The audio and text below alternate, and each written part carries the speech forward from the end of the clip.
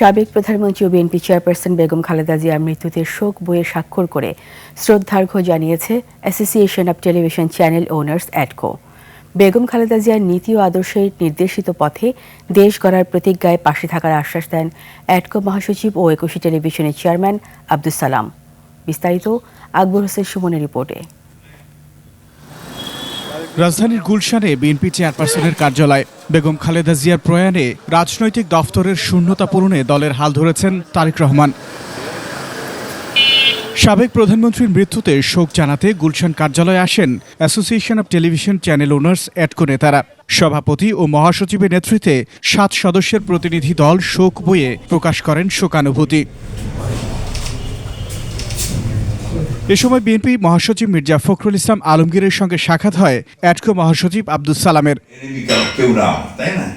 পরে গণমাধ্যমে সুন্দর বাংলাদেশের পাশে থাকার আশ্বাস দেন অ্যাডকোর সভাপতি।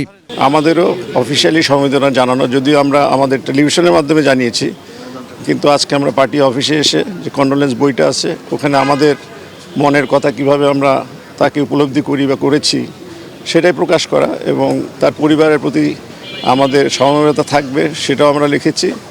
এবং আগামী দিনে হয়তো আমরা একটা সুন্দর বাংলাদেশ দেখতে পাবো আমাদের রাজনীতিবিদদের নেতৃত্বে, এটা আমরা আশা প্রকাশ করি। বেগম খালেদা জিয়ার আপোষহীনতার আদর্শ অনুসরণ করে বাংলাদেশ গড়ার প্রত্যয় জানান অ্যাডকো মহাসচিব ও একুশে টেলিভিশনের চেয়ারম্যান আব্দুস সালাম।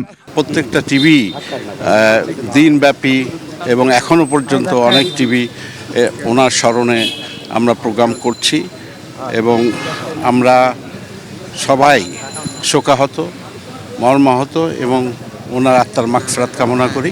আল্লাহ তাআলা ওনাকে যেন জান্নাতবাসী করে, এবং দেশ যেন ওনার যে মঠো বা ওনার যে দিক নির্দেশনা ছিল সেইভাবে যেন দেশ এগিয়ে যাক, এটাই আমাদের কামনা। প্রয়াত খালেদা জিয়ার পরিবারের প্রতি সমবেদনা জানান অ্যাডকো নেতারা। আকবর হোসেন সুমন, একুশে টেলিভিশন, ঢাকা।